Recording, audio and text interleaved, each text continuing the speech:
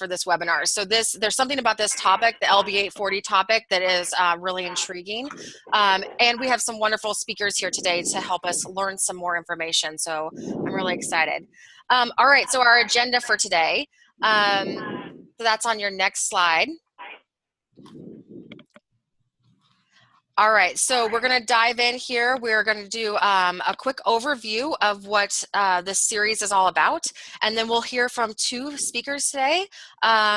Luann and Gary are both joining us to share a little bit about their experience and some of the things that they've done, some innovative approaches, and then we will get questions. So make sure if you do not have audio, you can start using the chat box to populate questions as you think about them. Or if you do have audio, I'd encourage you to just jot your question down so you don't forget it. And at the end, after both speakers, we will open the floor for questions, and that's a really good chance to dive deeper on topics that are interesting to you. And then we have a group discussion and a final send-off for all of you. So we'll end promptly at 3 o'clock, and that's our agenda. So I'm going to turn it over to Sharon Heffley, who's the Executive Director of SCED, and she's going to tell you a little bit more about how this came about, how this series came about. All right, thanks, Kayla. Welcome, everybody. Like she said, I'm Sharon Heffley, Executive Director of the South Central Economic Development District, and thanks for joining us on this July edition of the HomeNE 2018 webinar series. HomeNE is a statewide learning network. It's geared towards housing in rural communities, and it provides face-to-face and online opportunities to foster interaction, engagement, and skill building for local leaders and conveners. And I know a lot of you are that, local leaders and particularly conveners. It is modeled after a similar program in South Dakota. We established this program in 2017 after working with the design team from our area and a few across the state. We have monthly webinars, just like today, third Thursday at 2 p.m. Central Time, and then 2 gatherings per year. Our next one will be in November. If you're on your computer, you can see the home location of webinar series participants. SCED, or the South Central Economic Development District, is the lead agent this year, but participation is open to everybody, no matter your location.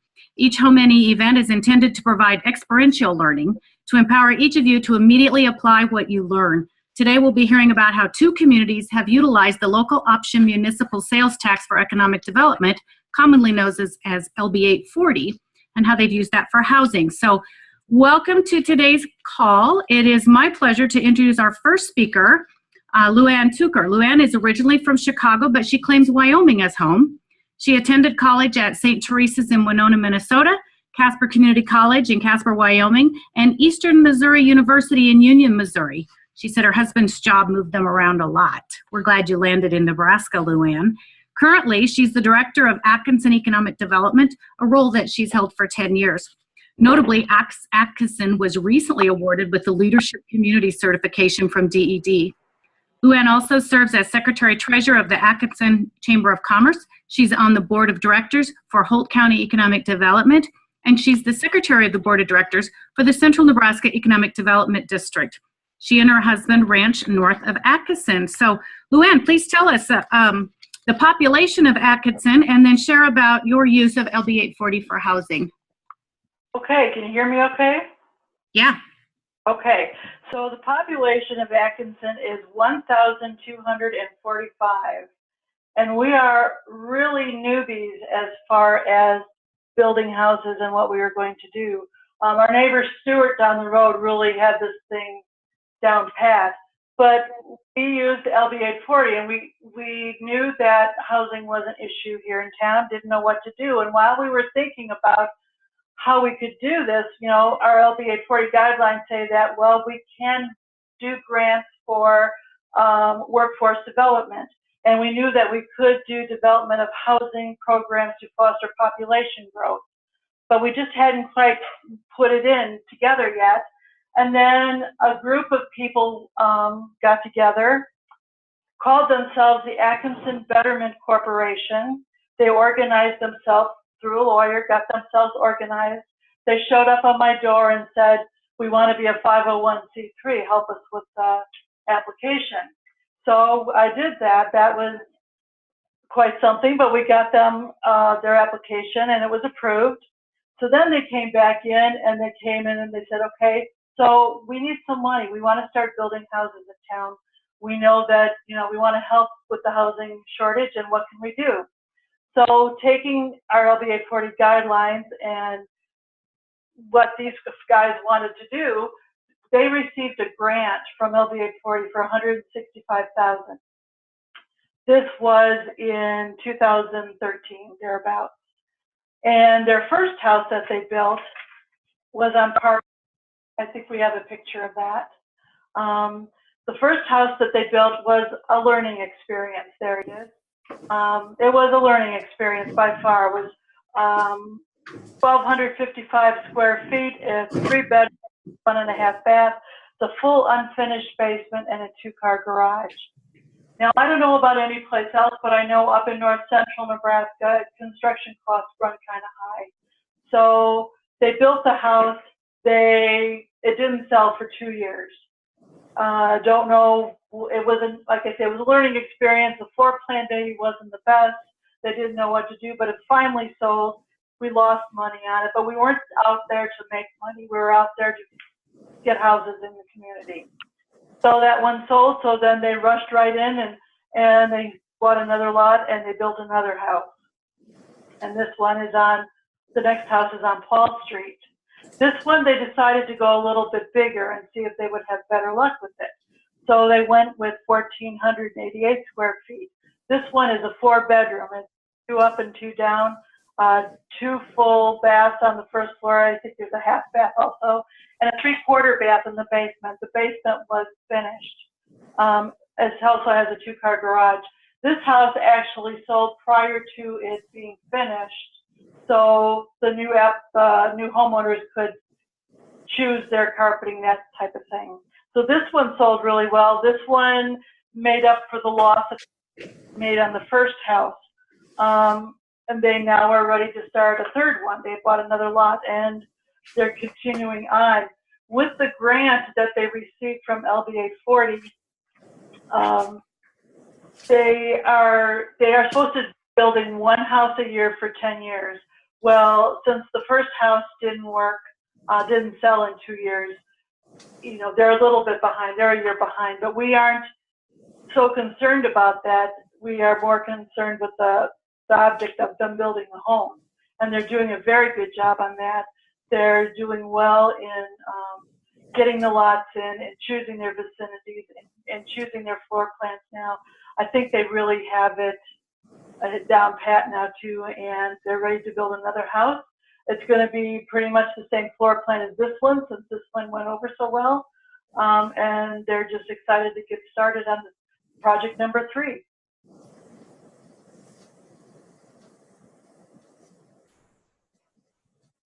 Awesome. Luann, would you tell them one more time what, I see there's a question about who is they, and it's that housing group, right, that became the 501c3. I don't remember what you called them. They named themselves, they're the Atkinson Betterment Corporation. And it was just a group of people, various business people, that got together and decided they wanted to help the community with the housing shortage. So they developed their own little group, and then we got the 501c3, and we went on from there. Awesome. Thank you so much. That is inspiring, and I love that you did it all in a community of 1,245. That's great. So before we do go into questions and discussion, I want you all to hear from our next speaker. Gary Pearson began his duties as president and CEO of the 600-member North Platte Area Chamber and Development Corporation in 2015. So I'm excited to have Gary on today. He's a lifelong Nebraskan, having grown up on a farm ranch near the Wyoming border. He and Luann have something in common there with that Wyoming connection. His past professional experiences include editor of 3 newspapers, manager of 2 chambers and 3 economic development organizations, owning a public relations company, and serving as director of the Western Office of the Governor for 4 years under Kay Orr.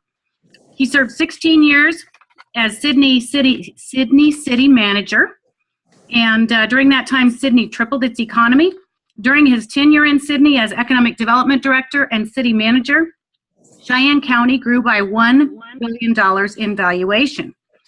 Gary served as state president of NEDA in 95, Nebraska Junior Chamber of Commerce in 89 and 90 when it was ranked #1 in America, and 2 years in the immediate past president's role at the Nebraska City Managers Association. In 1989, he was named Outstanding Young Nebraskan of the Year, and he has served on 40 different local, regional, and statewide board of directors. He holds degrees in mass communications from UNK and Nebraska Western College. In 1996, he was honored as Nebraska Community College Distinguished Alumni of the Year. In 2009, he was inducted into the Nebraska Junior Chamber of Commerce Hall of Fame. 3 years ago, he was asked by U.S. Senator Mike Johans to testify in Washington, D.C. before a congressional subcommittee on rural job creation and regional economic growth strategies. And in 2014, he was honored as the Nebraska Economic Development Association Professional of the Year. And so kudos to you, Gary. Welcome to the webinar, and please talk to us about the use of LB 840 for housing in North Platte. Okay, I have, hello everybody. I've got a series of slides to run through, and I'll do that fairly quick so we have an opportunity for everyone to ask questions. But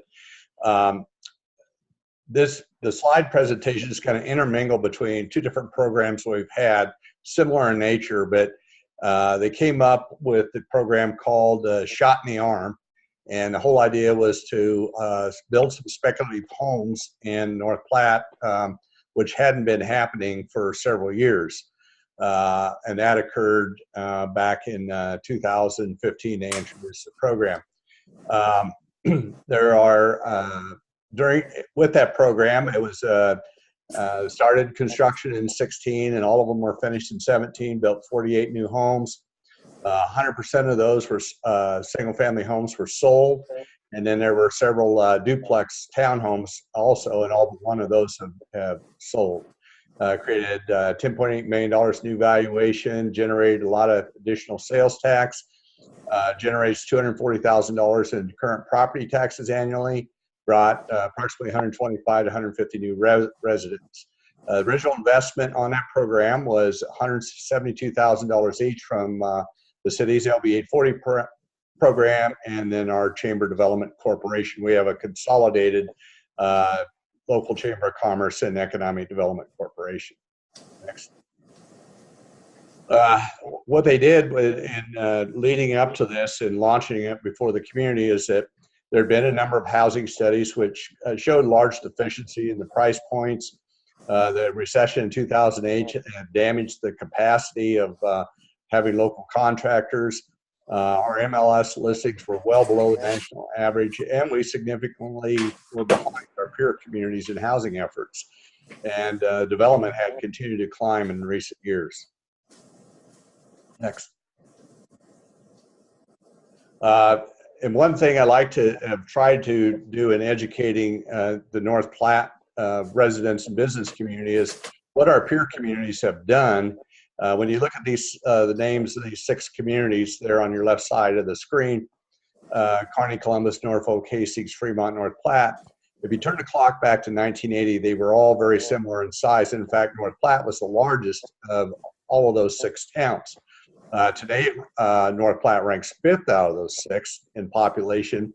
So when you turn the clock back and see what those different communities, how aggressive they've been at adding new housing units and how it's affected their population change, you can see how all that intermingles.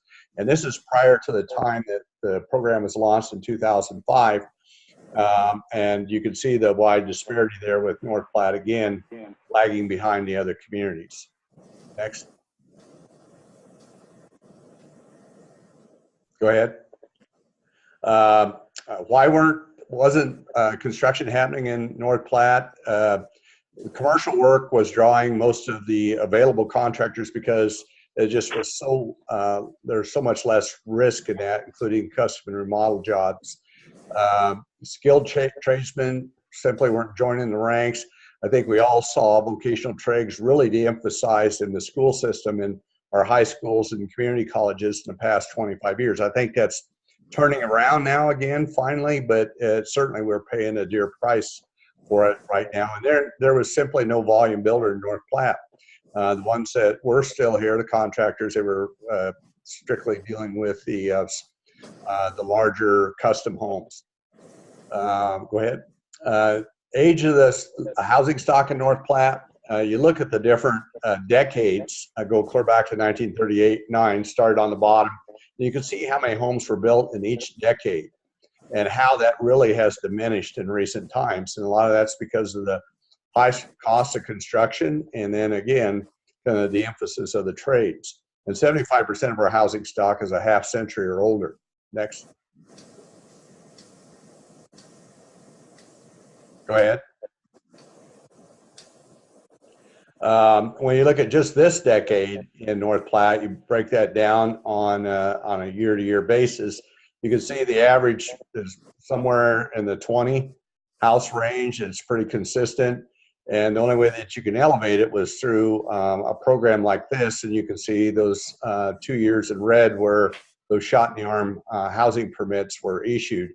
Our 2010 housing study showed that we really needed 850 additional housing units, and that's both homes for sale as well as for rent. Some of that includes homes that needed to be replaced that were pretty dilapidated and unfortunately people still living in. And then we're doing a housing study again, and the preliminary indications show that it has worsened. They're tightened up even more now. And now our need is approximately 1,000 units. In fact, it's a little greater than that. Go ahead. It's obvious you can't grow your community if you can't house people. You know, our larger employers in town expected action. They weren't seeing it. They've identified several hundred primary jobs that are open. The rental market's extremely tight. Hotels, we're seeing temporary housing. In fact, I can tell you when I moved to North Platte, I lived in a motel for 4 months before being able to find a home, and I'm not that picky of a person. Most of the houses being built over the last 2 decades were probably low income and low and moderate income multifamily, because that's where the incentive programs were when you look at the different housing programs that we administer in the state. Employers made it very clear that if jobs would have to leave North Platte if we can't do something greater about the housing, and of course labor recruitment's in that mix as well. Go ahead. So the strategy was to provide an incentive for new housing that would spur immediate activity in spec housing and assist market rate multifamily development to occur and address workforce housing. Go ahead. So fundraising had occurred, and the Shot in the Arm program, the first phase, as I'd already mentioned, came from LB 840 and then from our private business incentive partners. When we had separate organizations, Development Corporation and the Chamber, what they decided to do when they merged it, several businesses were willing to go ahead and continue to pay their Development Corporation dues, and that was set aside in a fund to do specific projects that would enhance economic development. Go ahead. So obviously you have to, if you're going to use LB 840 funds, you have to be able to comply with what the statute lays out there. When LB 840 was adopted back in the late 80s, early 90s, when it was being formulated, there was no ability to actually use it for housing. That was modified over time. And then when the LB 840 plan was revoted on in 2001 in North Platte, the language was placed in there that and the community leadership was visionary in being able to put this kind of language in there, that they recognize that economic conditions change throughout the 10 years of the program, as well as the state statutes. So they built in language in the plan that whatever the state statutes would allow to occur, that this plan would be an eligible activity within our local plan, and that qualifying businesses the same way. Go ahead, next. Also, the intent has a lot of bullet points in it, but all of these are outlined in our program, and every one of them you can lead back to why housing is such a critical part of making everything happen when it comes to diversifying your economic base, broadening your tax base, retaining and expanding local business, creating new jobs for local residents, attracting new business and industry, fostering new capital investment in the region, and of course, maintaining and improving the quality of life for our residents. Go ahead. Homes for sales in North Platte, just in recent history here, you can see that the market is continuing to shrink. It's kind of stabilized now around 90, but 150 is really the recommended standard at any one given time in a community our size, and it simply has not been there for several years. Go ahead. Our phase one shot in the arm, this is the end result. We had 6 different developers. They're all listed there. And in parentheses is how many of the homes they were awarded to be able to develop, and what the price range of those homes wound up being when they sold. And then whether they were sold to local families or actually new people moving into the community. Go ahead. Again, in trying to sell a community on the Shot in the Arm 2, we did a survey of our peer communities once again, and how many housing units were permitted in just this past calendar year in 2017. Again, you can see the high of Kearney at 127 down to North Platte again being the lowest. And so again, we're lagging behind our peer communities. Part of that's my way of strategizing with the community that you've got to step up our game and get with the program, or all these great jobs that have been created here are going to continue to disappear if we're not more proactive. Go ahead. This is this next series of slides, and you can just go ahead and click all the way through them until you run through the houses. But these are some of the houses and their appearance from the Shot in the Arm 1.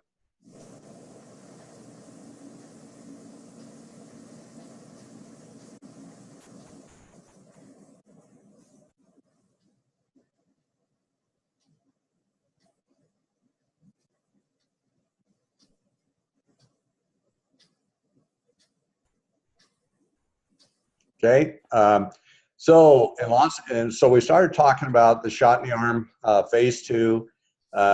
Once again, the original hope was that it would spur on the contractors enough that they would keep on their subs and continue to build houses. But again, we saw that fall off pretty dramatically, even though the demand continued to accelerate.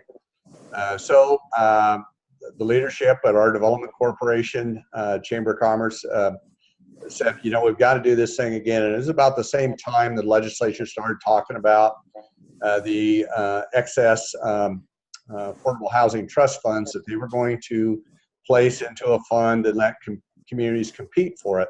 So we teed this up as our Shot in the Arm phase 2, and of course incorporated our effort to attempt to get rural workforce housing development funds, knowing that now the new study showed that our demand was right at 1,000 or even a little more.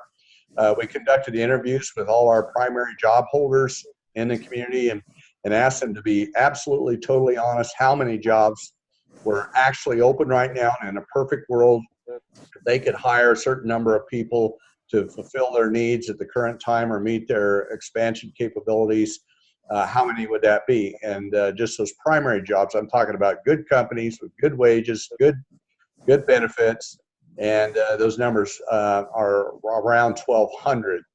So it was an easy decision to launch Shot in the Arm phase 2, and it certainly the Rural Workforce Housing Fund approved by the state definitely give us some additional firepower to get this accomplished.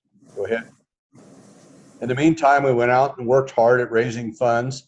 Our development corporation from our community, our economic partner growth fund, where we committed another $250,000. We had 90 contributing businesses in that. Great Plains Health and Union Pacific Railroad are our 2 largest employers in the community. We asked them to step up and be part of the solution. Great Plains Health has been a leader in that initiative. Union Pacific, I think this is their first venture into doing something like this in a community. In fact, has formed a whole new program kind of centered around what our effort was here. They have to be very cautious because obviously they serve a lot of different communities. And so it was a bit of a struggle getting that done, but we got it accomplished in the end. I went back once we raised the necessary funds, asked the city once again to embrace this program based on the success of phase one, and they gave us another $350,000 commitment. So we, all together with all the funds collectively together, it was $1.183 million.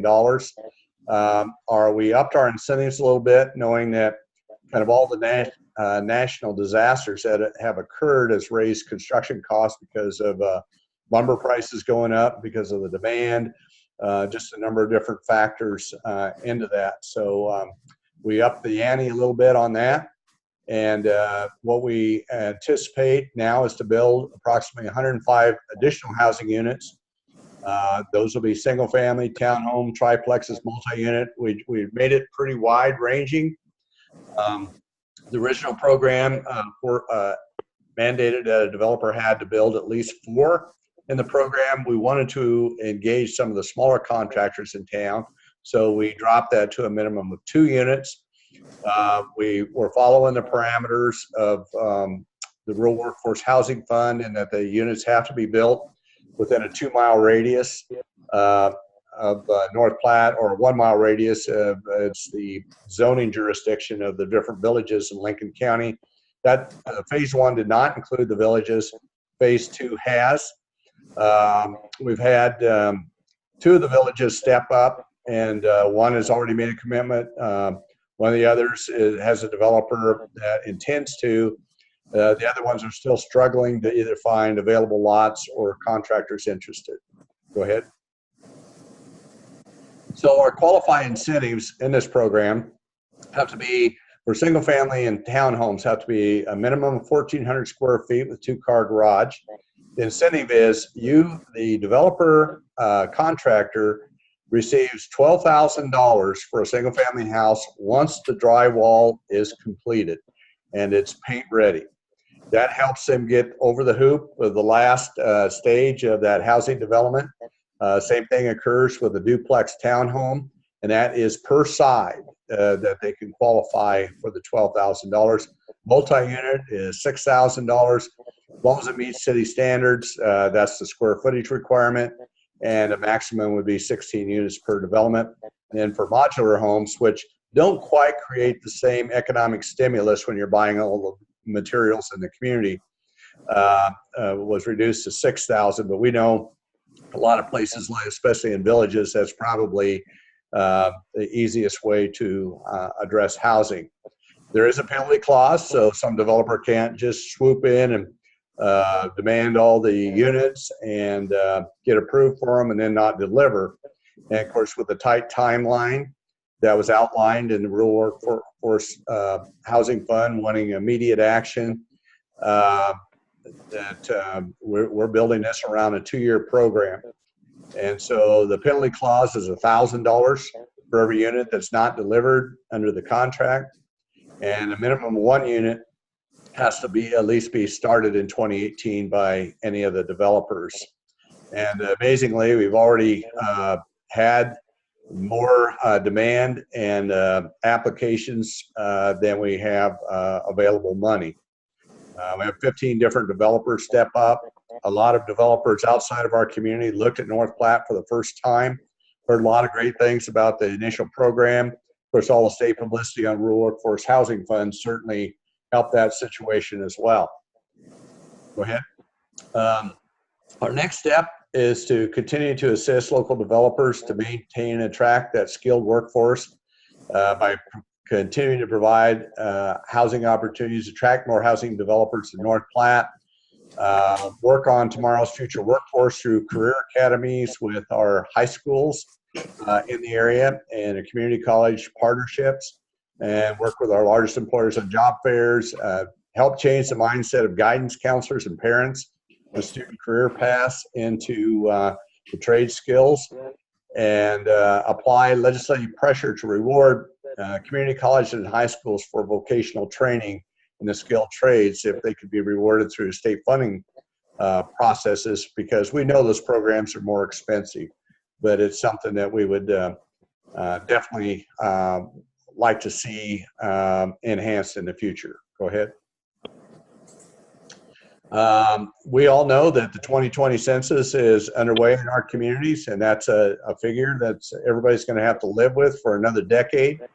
So we know that growing communities have greater opportunities to land new business and industry, and housing is the key. So if we're one of those communities showing a declining population, our peer communities are certainly going to have an advantage over us. So we're doing everything we can to get this thing accelerated and get people moved in here, so we can move that the needle on that bubble.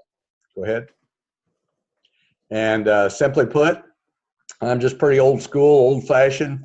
I've been preaching about economic development for 40 years, mostly in Western Nebraska, but in some statewide roles, it's very simple. If you're not growing, you're dying. People that give you this rhetoric about, I just want things to stay the same. Well, there's no such thing. And in today's world, you have to work very, very hard just to even maintain where you're at as a community, because obviously families are smaller. You know, you have a lot of independent parents living in a home, and it just is not the same as previous generations. So we're all going to have to work that much harder, and I think that's has a big factor also on why housing's become a real challenge in our rural areas.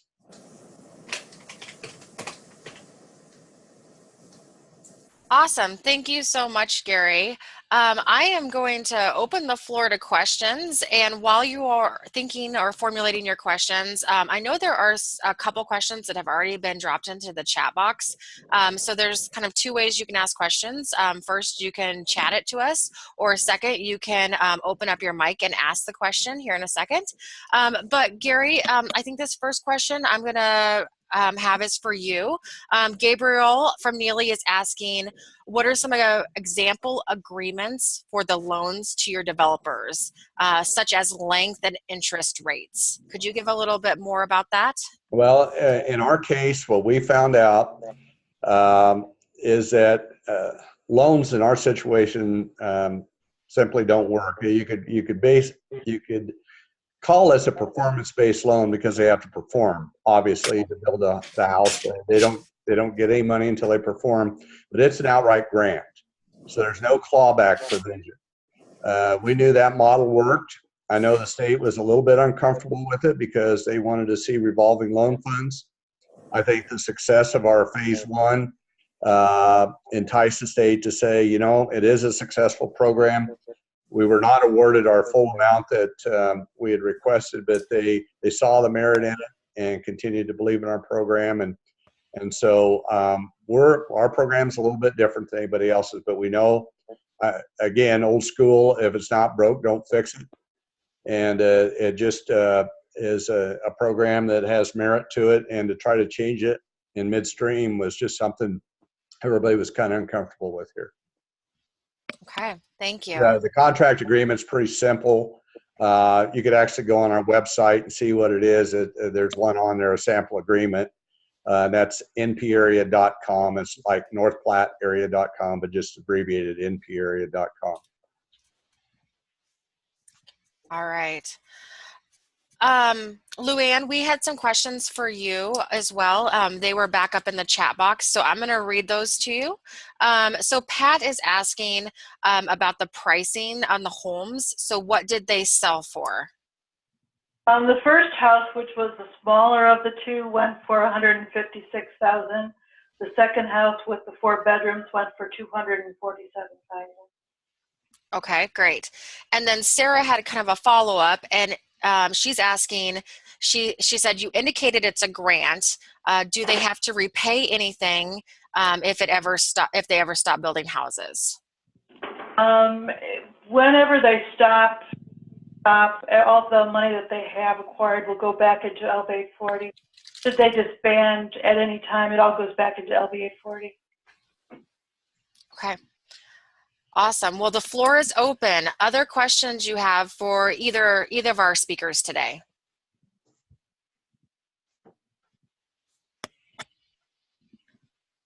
Will the PowerPoints be sent out by chance after this today from both speakers? That's a great question. Sharon or Sherry, any feedback on that one? Yeah, we can send out the PowerPoint. Okay, awesome, thank you. Thank you. So Nancy is asking, who does the housing studies? We recently in Atkinson had redid our comprehensive development plan. And when we did that, we had a housing done also. So our housing study was done by our engineers, by Miller and Associates. Okay. And our housing studies in 2010 was done by Hannah Keelan, and the one in that's occurring right now is being done by Marvin and Associates. Keith Marvin is the principal there. Okay. Other questions?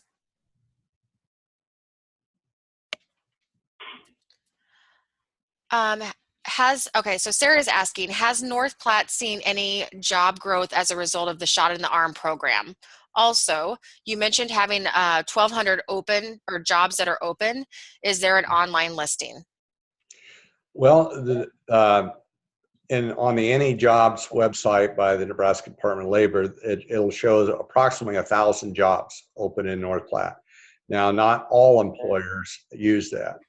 Our three primary job creators in North Platte are Union Pacific Railroad. We have, of course, the world's largest rail center in Bailey Yard right here.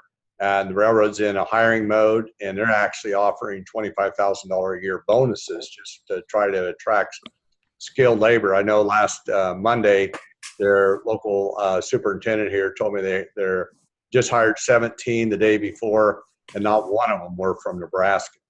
So those are the kind of jobs that our job seekers are looking towards North Platte. Great Plains Health is our second largest huge regional medical center. It serves a 38 county area, the size of Pennsylvania. So their footprint is really big. They built a new $100 million patient tower, and it has the latest technology, and they're really recruiting hard with specialists and medical professionals. And then Walmart Distribution Center is here and serves over 100 retail stores out of this distribution center. And they've never been able to even reach 75% capacity of their employee workforce. So there's a lot of great jobs. We're a huge financial center, 14 banks, 5 savings and loan. You got the sand hills that stretch all the way from Canada or Kansas to the South Dakota border, in North Platte kind of being in the center of that action. So you got a lot of farming, ranching revenue that pours into North Platte as well. So it's a pretty diversified job base. Attracting new jobs isn't really probably number one on our priority list. We're always looking, of course, and we're always wanting to try to help diversify our employment base. But right now, what you're doing is shoving them out of one person's back door and into somebody else's front door. So we made it very clear to our existing employers, we're going to do everything we can to help them fill those great jobs that they've already created. And, trying to figure all that out is always challenging. We did introduce a new workforce recruitment program, also offering incentive for people to relocate here for $20 an hour or greater jobs. They have to sign a 3-year commitment with the employer. And we've got national publicity on that, everything from the Wall Street Journal to the Washington Post to Fox News have done stories on it. And we have literally received phone calls from all over the United States and foreign countries as a result of that national publicity. Wow, that's awesome, Gary. Congratulations. Very cool. Okay, so we have a couple questions. These are coming through the chat box. So this first one, I think it might be for both. So let's let Luann start. Can you talk about who is buying these homes? Is it families, retired individuals? Who are the purchasers of these homes? The first home, which is the lower price of the two, was purchased by a family. Unfortunately, they lived there for a little over a year, and then employment changed. So they moved out, and a retired couple bought the home from them. The second home was purchased also by a retired couple who moved back from Lincoln to be closer to their children. But the woman also works part-time in town, so that's an advantage also. Okay, thank you. And how about you, Gary? Who's typically the buyer of the homes? All of these are market rate homes. We let the other programs, and there are number one out there for low income, low and moderate income, and arenas. These are all market rate. So it's first come, first serve. But just in the instance of our shot in the arm one, those 48 homes, there's probably 60% were people, newcomers to the community. 40% were people locally that were upgrading and to those homes, and then opening up, of course, the lower price home that they just sold. But the market demand is so great here. I've heard stories of people listing their house for sale and sell them in 30 minutes. It's just that tight right now. And of course, you always got that conservative, ultra conservative voice out there, concerned that we're doing all this housing and it's going to wind up vacant someday. But they don't live in the arena that we do, where we have that day-to-day, hour-to-hour interaction with our local businesses and workforce, and the frustration everybody feels. So we're forging ahead. It's not without some resistance in certain corners, but there's that element in North Platte you just have to deal with, and you have to fight the good fight and educate people along the way. And it's important to keep your public officials well informed and the reasonings behind it. And our programs have been successful, and that number one helps sell anything you do in the future. Wonderful, thank you. Okay, so we had a follow-up question from Gabe's question. Sean is asking, could a sample draft agreement / contract be shared out, whatever was the contract with the developers? And it looks like Sherry dropped that website, that URL, into the chat box. So I think Gary had said that those could be found there. If for some reason they're not, we can always try to figure out where those are and hopefully send something along with the email and the PowerPoint. Okay, so I'm getting a little bit of feedback noise. So if your mic is open, I'm going to let you ask questions, and then we can mute up mics. So is there some questions coming from the microphones, from the phones?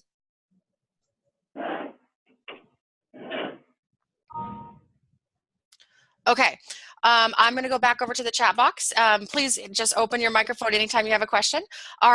The next question, are participating organizations, i.e. the UP or hospital, given a portion of the sales proceeds back to recoup initial investment so they can put it back into the revolving fund of sorts?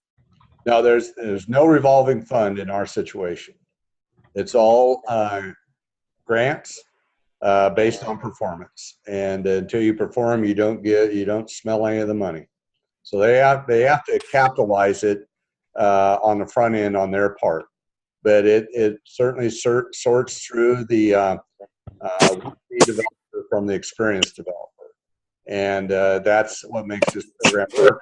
He's be dead serious, and they have to have the background to even get approved by our selection committee, and that's made up of our half of our development corporation board, 3 or 4 past presidents, legal counsel, people have a good feel for the community and a lot of experience, and so we vet them out pretty carefully, and of course the staff does that up front with some that we know probably are just over their head, and a lot of people just inquire before they actually step into the mix, and there's a certain percentage that don't pursue it any further.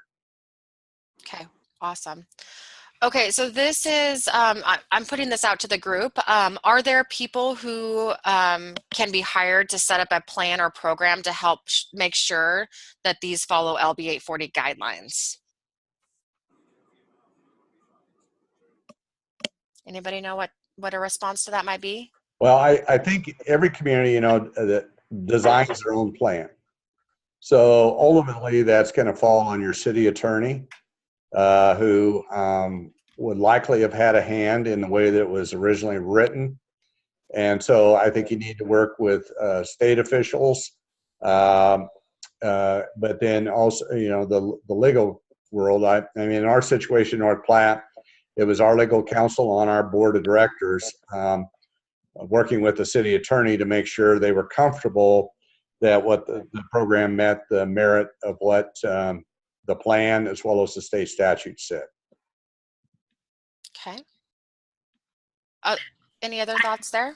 I have to give a plug for the development districts. Certainly, I think that they could help you, looking at your housing study and looking at what the smaller communities need, because a lot of the smaller communities don't have the attorneys on staff or the development corps that have their own attorneys and all. And so between your development district and, of course, DED helps with that. Deb Eggleston is on today, and she is the LB 840 coordinator for the state, and she has a ton of expertise in that area, and it can also tell you what other communities are doing, or send you to say, you might want to talk to, Superior or North Platte or Atkinson or whatever. I think that so you can do what we call R&D or rob and duplicate. I agree with Sharon. I think when we first started this, our city attorney was not that knowledgeable of what could be done or what couldn't be done. So between the state, Deb Eggleston, and Judy Peterson at Central Nebraska Economic Development District, we have gleaned a lot of information.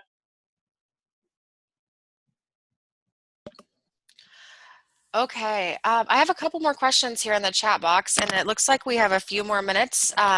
So Gary, could you explain the success that you've had using LB 840 funds going towards multifamily housing, i.e. apartment complexes? In my experience in Sydney and here in North Platte, there have been no multi-units approved through LB 840 other than I guess the one in our current program, the largest multi-unit would be a triplex. So they basically follow the same rules that we have set forth in the single family and the duplexes, other than the fact that it's reduced amount. And as long as they meet the city's code standards, that's the parameter that we used it on. So I've not been a part of anything that funded those types of projects. Okay. All right, Gary, we have another question coming in from Craig. He's asking, how do all the funding pools work together for the North Platte funding incentives for developers? Are there different restrictions with the different funds? There are, obviously you've got a set of rules with the state, a rural workforce housing fund, and audit requirements. LB 840, you have all the city rules and regs that have to be administered to. And so we keep those funds separated. And so they're not commingled, so we don't have the confusion with an audit or, or anything like that. Our private sector funds basically are just put into an overall incentive fund that we draw from, because we don't have to necessarily follow the same types of rules that you have when you deal with public financing. Okay, thank you so much. Deb, are you on there and do you have audio?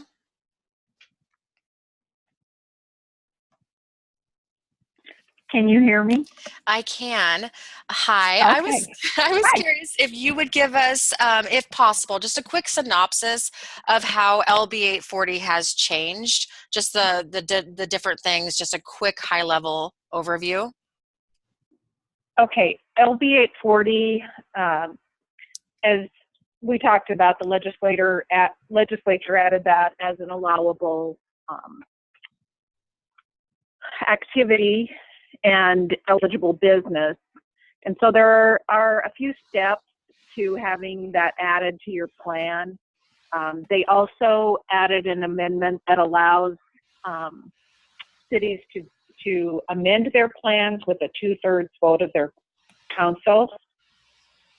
And so I do have a couple of forms that can help communities through that process if you'd like to reach out to me through email. But basically, you're working with your city council to amend your plan to allow that activity. And then you're also required to have a workforce housing plan that spells out what exactly you're going to do, what the goals of the program are, whether or not you allow for low to moderate income housing or workforce housing or both. And when the amendment was first passed, I had visited with Gary Crumland and talked to him about the required housing study component. And he indicated that in some of the smaller communities, if a formal housing plan is not possible, that even a windshield view of your community, taking account of the stock of homes for sale and apartments for rent, and documenting that, and then visiting with your, local schools, local employers to document that housing need. So those are just some of the things that are required with the change in the statute, but they're all good things. Yeah, thank you. Thank you for kind of summarizing that and giving us a nice high level. And if you're willing to take calls or emails if people have more questions, right? Oh, absolutely. And like I said, I have some forms that can help communities through the process. Okay. So Rick Ediger, an attorney from Scottsbluff, has been really good about sharing some of the things that he's put together for housing in their community. They amended their plan, so on and so forth. So he's been very helpful and willing to share those documents and processes. Okay. Thank you so much, Deb. I really appreciate that. And Gary and Luann, thank you so much for the presentations, for sharing the great work that both of you are doing in your communities. And thanks for entertaining all the great questions. Thanks to participants for all the wonderful questions. If you have any more questions and want to follow up directly, I'm sure that would be welcomed. And otherwise, Sharon and her team at SCED are great resources for questions and can kind of point you in the right direction. And with that, we're getting close to the top of the hour, and I want to honor everyone's time, but we also want to tell you what we have coming next. So I'm going to turn it over to Lori Ferguson, who's going to tell you about the next webinar that's coming. Sure. Thank you, Kayla. I am really excited about our August webinar and hope you will mark your calendars to attend that. It will be on August 16th at 2 o'clock. Cliff Mesner of Mesner Development in Central City will be our featured presenter. Cliff will be discussing how to use investment clubs as a local tool for housing solutions. It's a great presentation. I've heard Cliff speak on this, and we've seen some real positive results as a result of investment clubs being in Central City. So I hope that when that registration information hits your email in the near future, that you'll first register, but also share that information with people you feel would benefit from hearing Cliff speak on investment clubs. One of the great tools in a virtual setting is that chat box that so many of you have used this afternoon. So if anyone has any additional information they wish to share either on future webinars, we're always looking for great ideas, or additional questions or information you might have on today's topic, would you just go ahead right now and send those to us through your chat feature. And at the conclusion of today's session, we will read through and catalog your comments. Just in closing, this slide that is on the screen right now, a big thank you to all of you for participating, especially the 27 that registered for the first time. This network across Nebraska grows every month, and we're excited to have all those new people joining us today. If you have any comments or feedback of a general nature, Sharon's email is on the screen right there, as well as our SCED number here in Holdridge, and we would look forward to hearing from you. Also, want to remind you that we do record these sessions, and those are posted on YouTube, and those links can be found there on our website that's listed there at the bottom of the screen too. So does anybody have anything else? If not, I just want to say thank you again to all of you, and look forward to seeing all of you in next month's session. And with that, do I send it back to Kayla for our final send-off? Yeah, thank you all. Again, the chat box is open. Like Lori said, throw out some ideas for conversations you'd like to see, speakers you'd like to hear from, or conversations you'd like to have. What are you stumped on around housing in your communities?